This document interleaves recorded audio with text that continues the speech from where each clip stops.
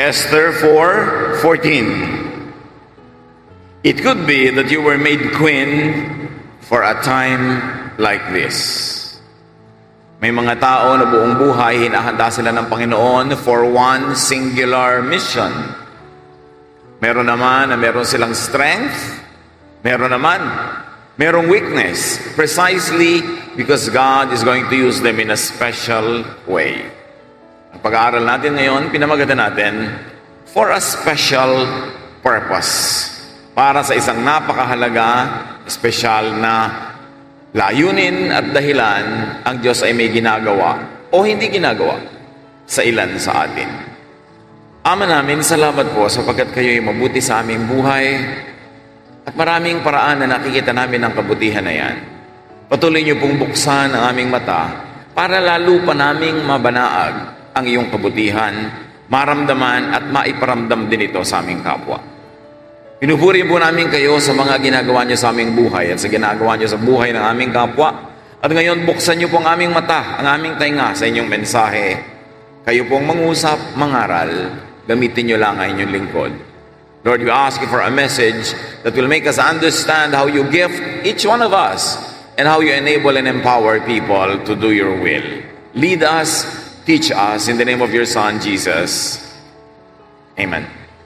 John 9:1. As Jesus walked along, he saw a man who had been blind since birth. Maraming may mga kapansanan, kahinaan, disability, mula pa lang pagkapanganak. Mahirap ito. At ang karakter ngayon na ating tutunghayan, isang taong mula pagkabata, mula nang isilang, bulag na. It was a very difficult physical condition. Kasama ng Panginoong Hesus sa kanyang mga disipulo nang makita niya ang lalaking ito na bulag mula pagkabata. John 9:2, Jesus' disciples asked, "Teacher, why was this man born blind? Was it because he or his parents sinned?"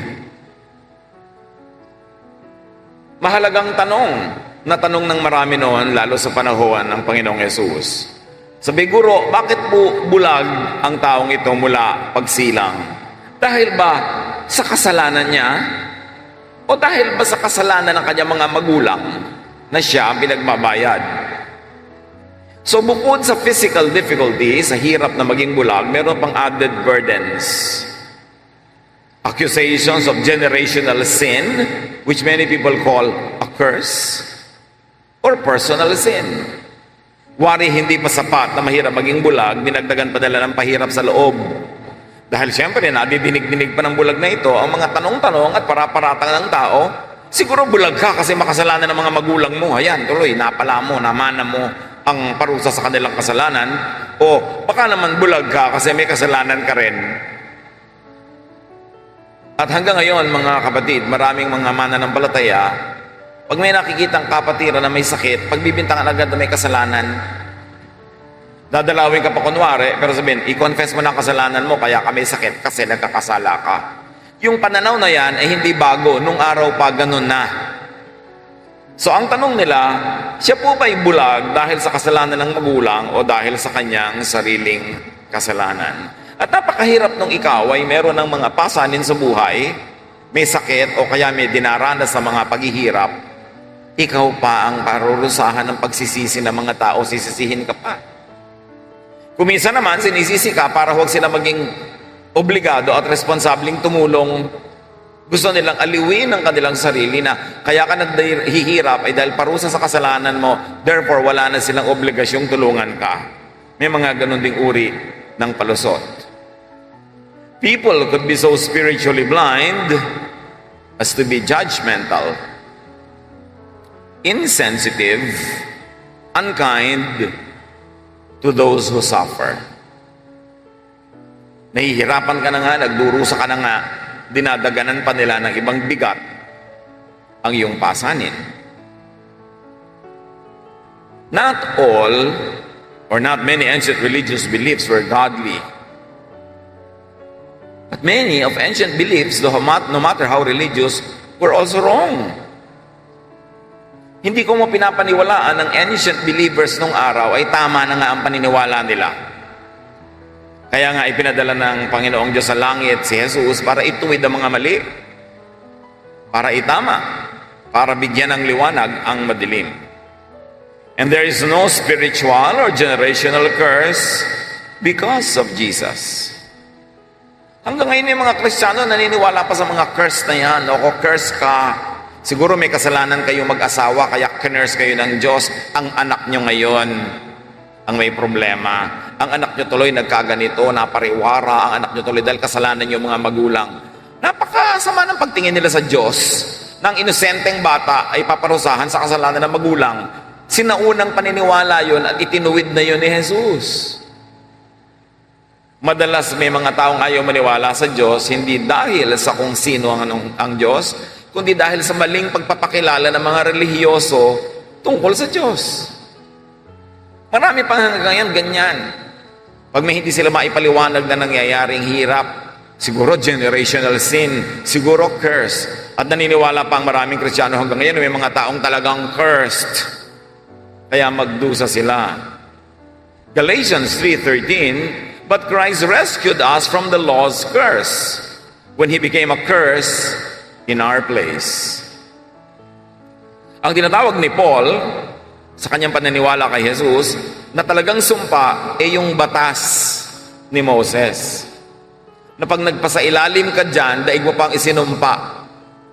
Sa dami ng hindi mo masusunod at imposibleng sundin ng mga katuruan, daig mo pang isinumpa. Pero sabi ni Paul, iniligtas na tayo ni Jesus sa sumpa.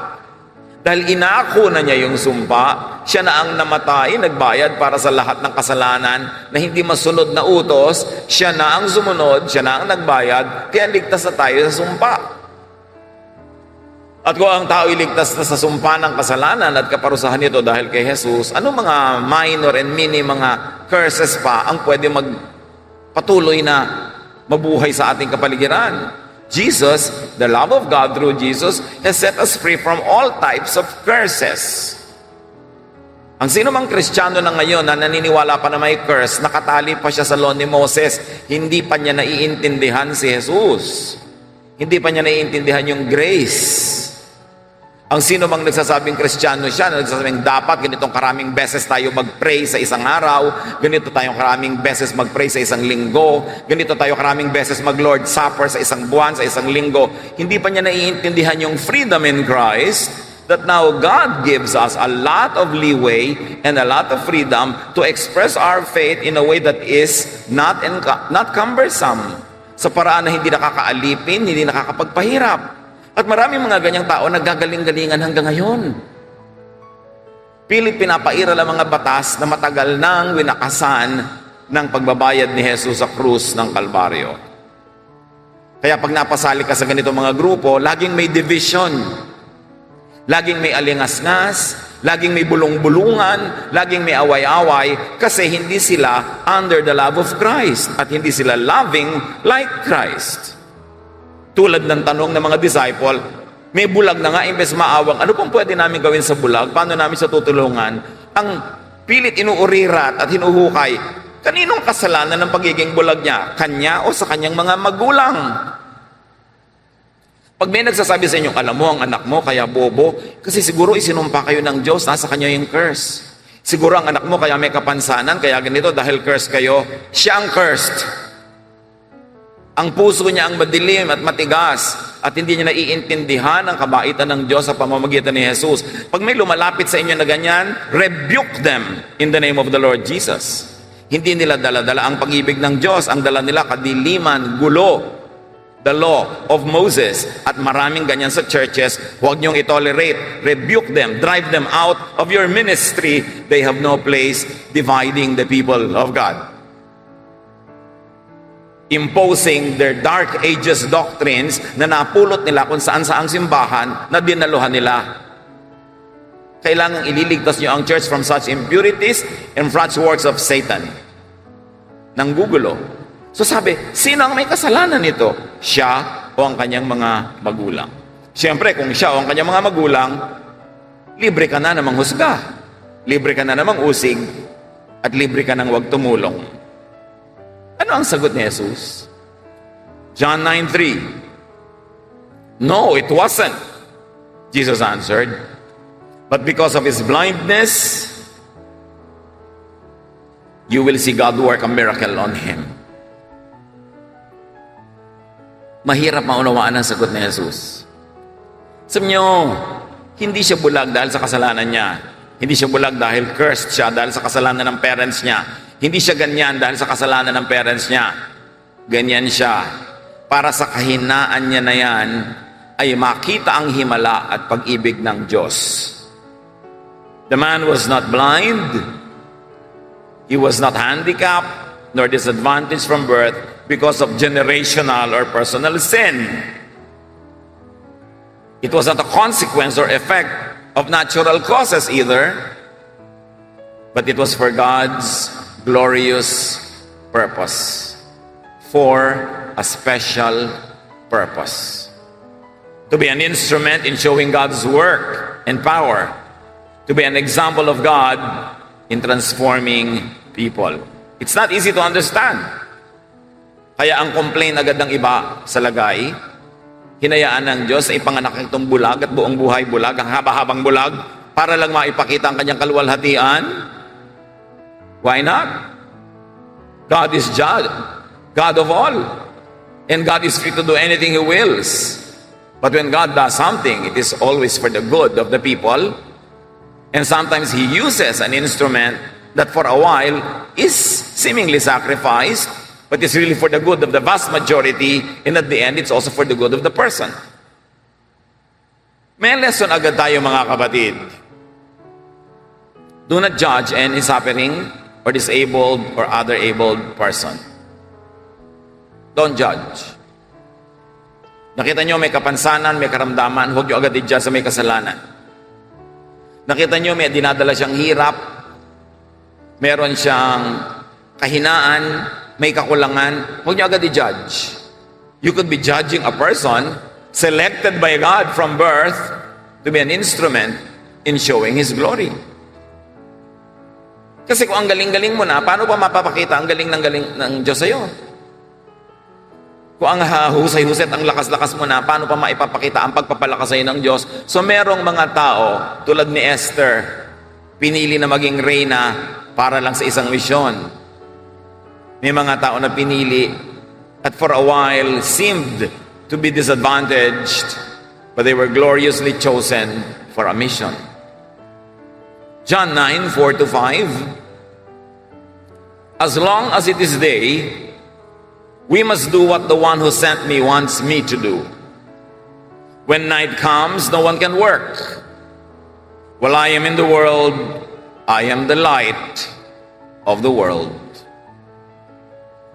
Madilim ang mundo nung bulag, biglang tinawag ni Jesus ang kanyang sarili na liwanag. Kaliwanagan. Sabi niya, habang may araw pa, maliwanag pa, pwede pang kumilos at magtrabaho, dapat natin gawin ang iniutos sa akin nung nagpadala sa akin. Dahil dumarating ang dilim ng gabi na wala nang pwedeng gumawa kahit ibig.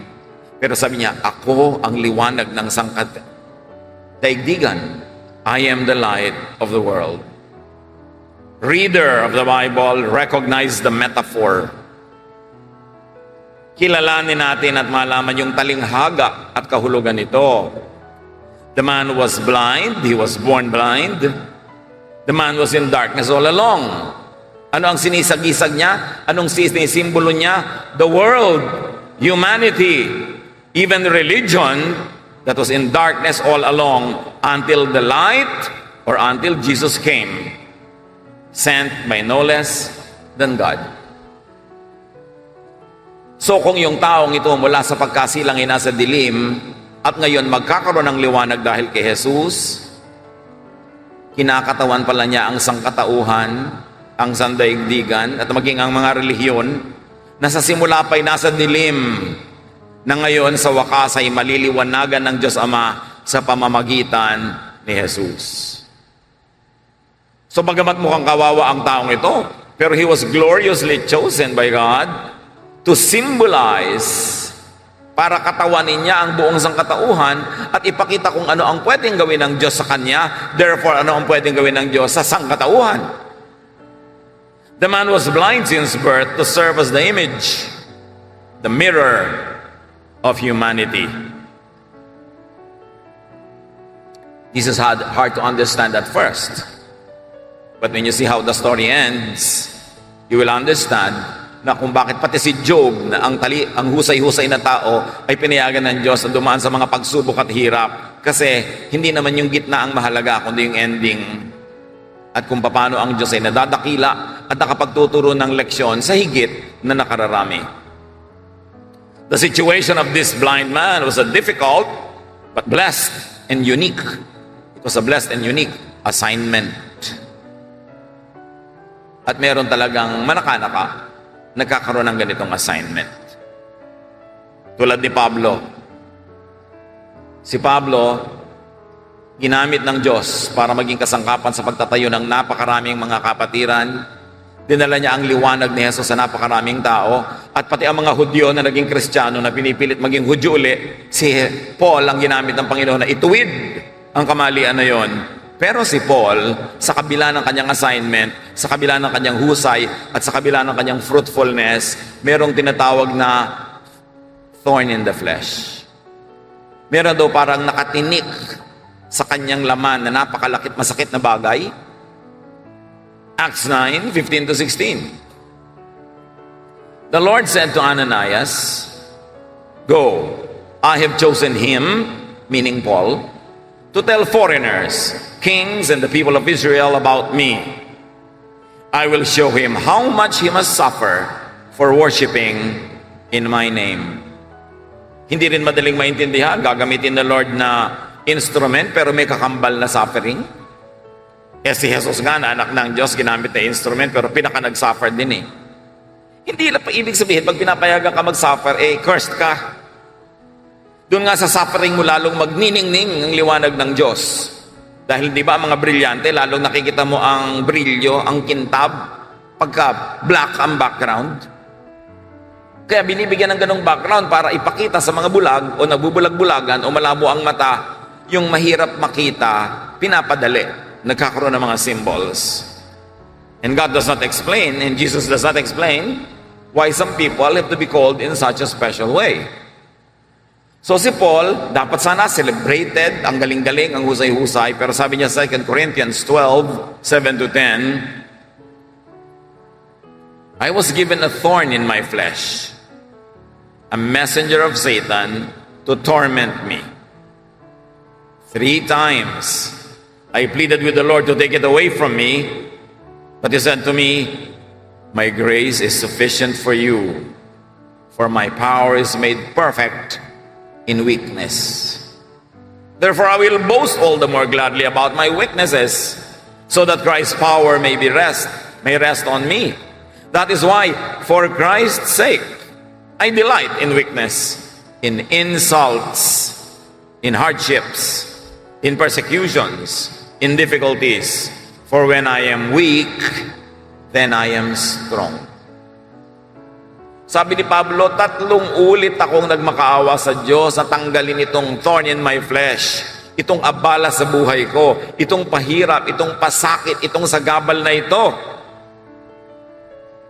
Pero sabi ng Diyos, sapat ang aking kabutihan sa iyong mga pangangailangan, at sa pamamagitan ng iyong mga kahinaan, ipapakita ko ang aking kalakasan. Dahil sa kabila ng iyong mga kahinaan, bibigyan kita ng tagumpay. Sa kabila ng iyong kapintasan, kahirapan ng thorn in the flesh na yan, papabungahin ko ang iyong gawain at makikita ng mga taong ako talaga ang gumagawa at hindi ikaw. Kung wala kang weakness, wala kang kapinta-pintas, baka isipin ng mga taong ikaw na nga ang gumagawa. Kaya ang mga effective na mga workers ng Diyos, hinahayaan niyang merong thorn in the flesh. Kahinaan, kuminsan yun na nagiging issue ng mga tao laban sa kanila. Sabi niya, I delight in weakness, in insults. Iniinsulto pa siya ng mga tao dahil sa kanyang thorn in the flesh. Ang hindi nila tingnan na yung bunga ng kanyang gawain, ang tinitingnan nila yung thorn in the flesh. At sabi ng Diyos, hindi ko tatanggalin yan. At naintindihan yun ni Paul, sabi niya, kaya naman, sa halip na ikalungkot ko, ikinagagala ko ng aking mga kahinaan. Kasi habang mahina ako, lalong nakikita ang lakas ng Diyos na siyang tunay na kumikilos sa aking buhay. Paul had a thorn in his flesh, a handicap, a weakness that we don't know about. Hindi naman niya sinabi ko ano eh. Paul had a brand of suffering that kept him dependent on and also enjoying God's grace. Sabi nga ni Paul, hindi naman sa pagbubuhat ng sariling bangko, ang galing-galing ko, sabi niya. Ang husay-husay ng edukasyon ko, ang husay-husay ng lahat ng pinagdaanan ko, ang bunga-bunga ng gawain ko. Sabi ganoon, kaya natutuwa na rin ako na meron akong thorn in the flesh. Marahil ay ito ang paraan ng Diyos para hindi naman ako yumabang. Para hindi ako maging mapagmalaki. Pagamat ako'y napipintasan, napag-uusapan, iniinsulto dahil sa thorn in my flesh, nagdurusa rin ako, pero tatanggapin ko na ito na pagpapala dahil ito'y pagpapatunay na sa kabila ng aking mga kahinaan, ginagamit ako ng Panginoon at ang natatanghal tuloy ay ang lakas at kapangyarihan ng Panginoon. So in spite of which, thorn in the flesh, God used him mightily. May lesson agad sa atin mga kapatid. Do not focus on the thorn of the flesh of your Paul. Kung minsan ang Sunday school teacher mo may thorn in the flesh. Siguro kung minsan ngongo. Kung minsan ang labo magsalita, tumatalsik-talsik ang laway habang nagtuturo, baka yun ang thorn in the flesh niya, magkapote ka na lang. Payong kaya, lumayo-layo. Pero huwag mong gawing sagabal yon para ka ma-bless ni Lord sa pamamagitan niya. Kuminsan ang iyong ministry leader ay may kapintasan, may nakaraan, may kung ano man, may anak na ganito at ganyan. Huwag mo yun ang bilangin mo. Ang tingnan mo, paano siya ginagamit ng Panginoon at ano ang nagiging bunga sa pamamagitan ng paggamit sa Kanya para sa wakas, Diyos ang natataas at hindi tao. Huwag niyong hayaan na mapigilan ng mga Paul na maglingkod dahil lang may thorn in the flesh sila at kayo walang tigil ng kauungkat tungkol doon. Sabi ni Paul, kaya hahayaan ko na lang yan at bibilangin ko yan na blessing. Focus on how God powerfully works on people. And the more weak they are, the more glorious God's power becomes manifest. John 9:6-7. After Jesus said this, matapos niya sabihin, hindi niya kasalanan, hindi kasalanan ng kanyang mga magulang, kundi para to sa kaluwalhatian ng Diyos na siya'y naging ganyan. Jesus spit on the ground. He made some mud and smeared it on the man's eyes. Then he said, "Go and wash off the mud in Siloam pool." The man went and washed in Siloam, which means one who is sent. When he had washed off the mud, he could see. Ano ginawa ng Panginoon? Dumura siya sa putik, sa alikabok, lumikha ng kaunting paste, at itinapal ito sa mata ng taong bulag. At sabi niya, magpunta ka doon sa pool, sa Siloam, hugasan mo ang iyong mata. At ginawa nga yun ng tao, at siya'y nakakita for the first time in his life. Kung mga 3 araw lang siya sigurong bulag, hindi makikilala ang himala. Isang linggo lang. Pero dahil since birth, there is no denying that a miracle happened. Mas malalim ang pinaghugutan, mas malinaw ang kapangyarihan ng humugot. Mas madilim ang pinanggalingan, mas makikita ang liwanag ngayon na naghahari sa buhay ng tao. Mas mahirap ang pinagmulan, mas makikita kung paano siya hinango ng Diyos. Very interestingly, Jesus acted out a parallel of creation. Sa creation, hiningahan ng Diyos yung lupa at nagkaroon ng buhay.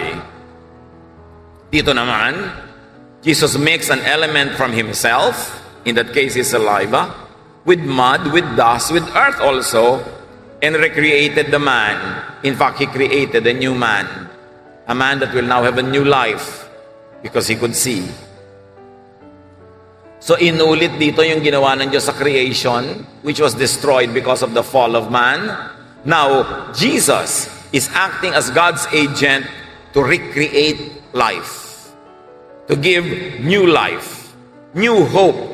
And once more, an element from the divine is mixed with an earthly element, and the result is fantastic. life. The man could see. The man had light. And this is now the new life, like the first life of Adam and Eve. Kaya yung tao, sabi ni Jesus, hindi siya bulag dahil mayroong kasalanan ng sino man. Ang pagkabulag niya ay gagamitin ng Diyos para ipakita ang kanyang kaluwalhatian. Genesis 1:1-4, in the beginning, God created the heavens and the earth. Now the earth was formless and empty, and darkness, blindness, was over the face and surface of the deep. And God said, let there be light. And Jesus came as light. And there was light. God saw that the light was good, and He separated the light from the darkness. So kung noon ay unang light ang ibinigay ng Diyos, ngayon si Jesus na ang bagong light. Binigyan niya ng buhay yung lupa sa pamamagitan ng paghinga. Ngayon binigyan ni Jesus ng buhay yung lupa sa pamamagitan ng kanyang saliva. Pareho ang ending, life. This is the first life, this is the second life. This is the first Adam, this is the second Adam. This is the old life, this is now the new life. You see the parallelism, the beauty of the unity of Scripture happening in Jesus. But you've got to have eyes to see. And in much the same way, Jesus is light. Kung sa Genesis 1, light ang pinag-usapan, ganon din sa John 1. John 1, 1-12, or parts of it. In the beginning was the one who is called the Word. The Word was with God and was truly God. From the very beginning, the Word was with God, and with this Word, God created all things. Everything that was created received its life from Him, and His life gave light to everyone. The light keeps shining in the dark, and darkness has never put it out. The true light that shines on everyone was coming into the world. He came into the world, into His own world, but His own nation did not welcome Him. Yet some people accepted Him and put their faith in Him, so He gave them the right to become children of God. Ang tinutukoy natural si Jesus. Sa simula pa'y kasama na ng Diyos at ipinadala niya upang ang buhay na nawala, napawi, nasira ay magkaroon ng second chance. Kaya ang ginawa ni Lord, nagdala siya ng light. Kaya itong lalaking ito who was in darkness all along symbolized the world, humanity that was in darkness since the fall of Adam and Eve. At ang kanilang pag-asa ay liwanag, liwanag na si Jesus. And even biology will tell you that light is life. Pag may kinain kang baka, ang kinain ng baka ay damo, kaya nagkaroon ng damo dahil sa liwanag, dahil sa photosynthesis. Pag walang liwanag, walang light. Napaka-consistent ng science at ng Bible, agreeing together that light is life and life is light. And Jesus is that light. Therefore, Jesus is that life. From Him, all the kindness and all the truth of God have come down to us. Sa pamamagitan ni Jesus, ang lahat ng kabutihan at kabaitan ng Diyos na itinago ng kadiliman, itinago maging ng relihiyon, ngayon ay mabubunyag na ang Diyos ay mabait, ang Diyos ay mabuti, ang Diyos ay mapagpatawad, mapagtanggap, maibigin. That's why Jesus freed us from the curse of the law. Kaya walang curse sa nasa Panginoon. Sino man ang sabi ng sabing, nasa curse guro ikaw, baka curse ang mga anak mo dahil sa'yo. Hindi niya naiintindihan si Jesus. Hindi siya tunay na mananampalataya. Kailangan siyang ituwid. Kailangan tapunan ng liwanag ang kanyang kadiliman bago niya ikalat ang lagim sa maraming tao. The man became the image of darkness and suffering that could receive light and comfort when touched by Jesus. Walang dilim na hindi pwedeng pagtagumpayan ng liwanag. Sa katunayan, pumasok kayo sa isang napakadilim na kwarto, magbukas kayo ng maliit na flashlight, magkiskis kayo ng maliit na posporo, hindi pwedeng makain ng dilim yung liwanag. Laging liwanag ang mananalo. At ganon si Jesus. So kung babalikan natin ang kwento nila, At kwento natin ngayon, mga kapatid, sino ang mga blind sa ating paligid? Na madaling sisihin siya o ang kanyang mga magulang dahil ganun siya. Baka tayo ang blind. Do not judge the blind. Do not blame the blind or other people. And if you are in that situation, you are the blind one, do not blame God or others. Do not be angry or bitter. Place yourself in the hands of Jesus. Position yourself in a place of blessing.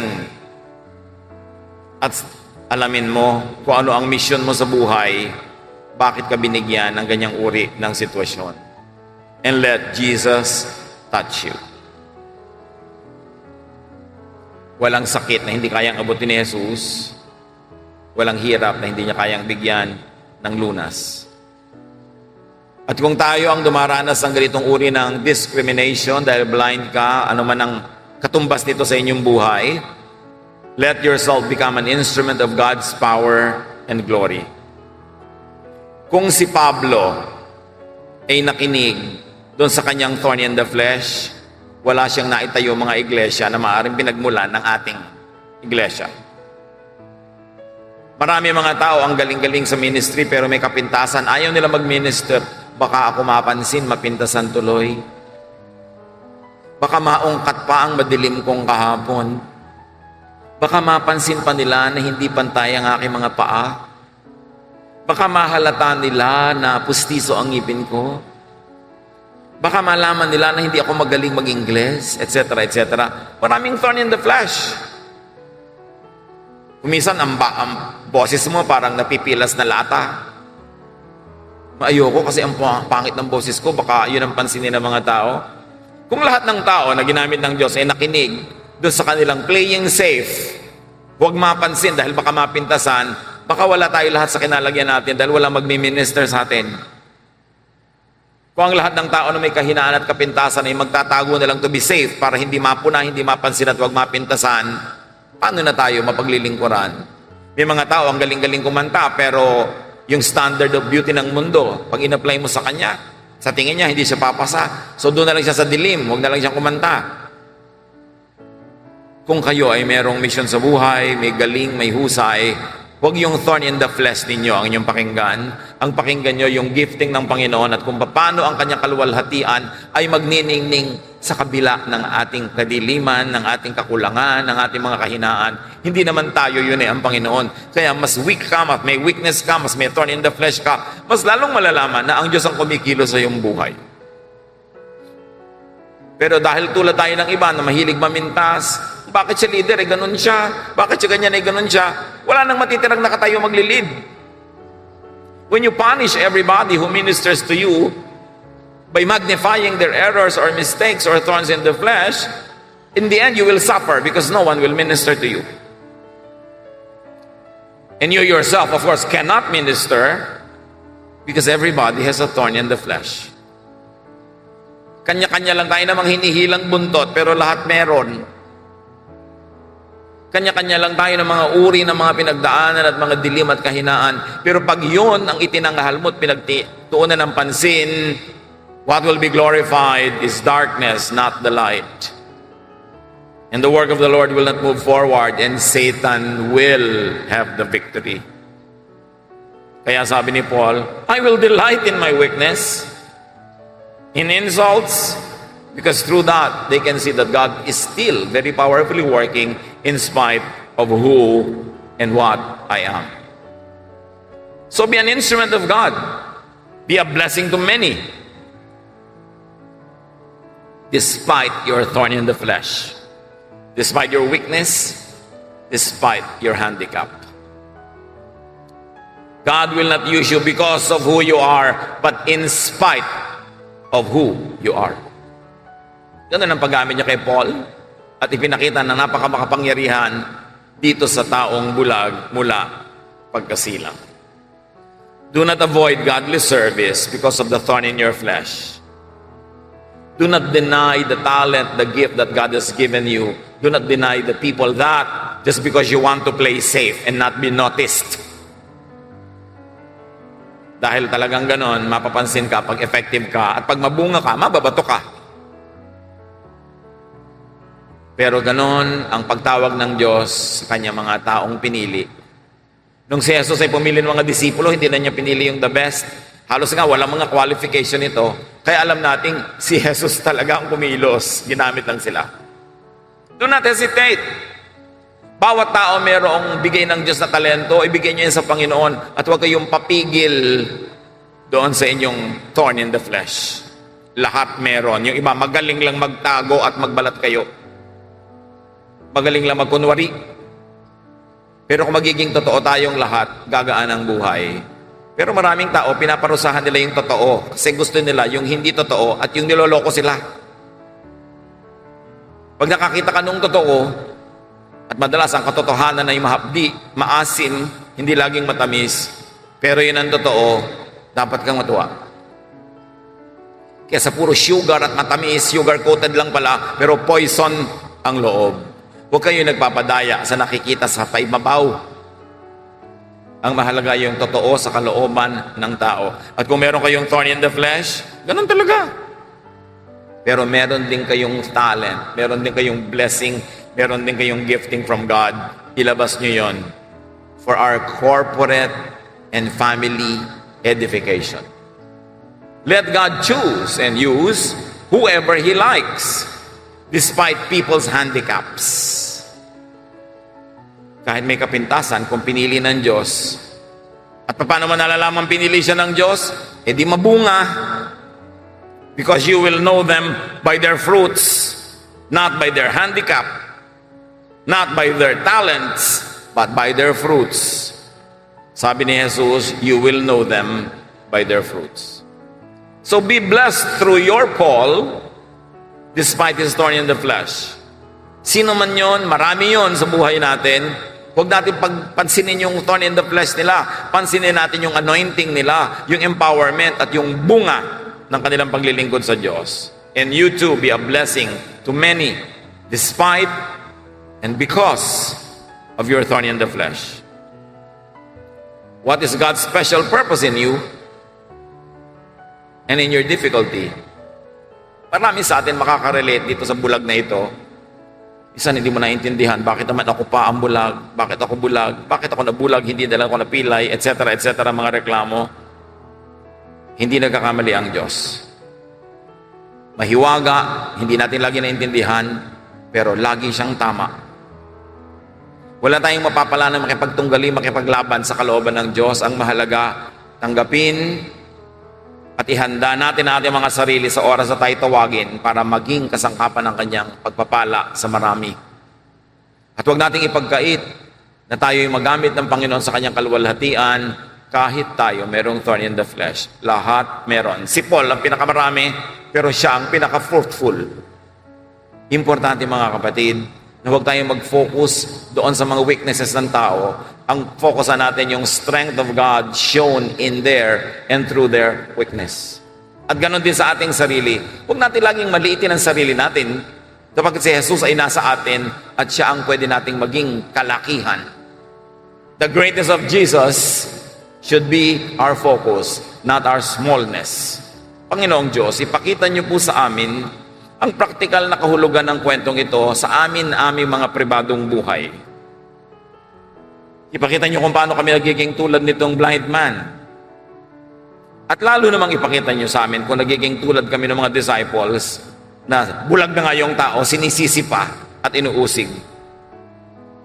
Ipakita niyo sa amin, Panginoon, kung paano rin kami magiging tulad ng iyong anak na si Jesus, na sa pamamagitan niya, maging blessing kami sa mga blind, at maraming mumulat ang mata lalo sa pananalig sa pamamagitan ng aming ministrations.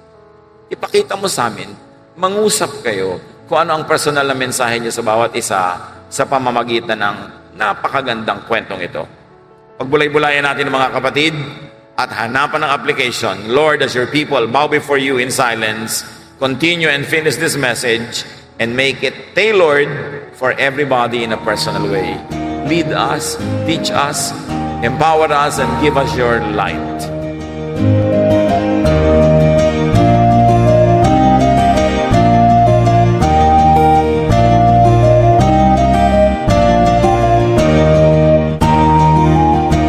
Ang katatapos pong mensahe ni Kuya Ed Lapis ay pinamagatang For a special purpose.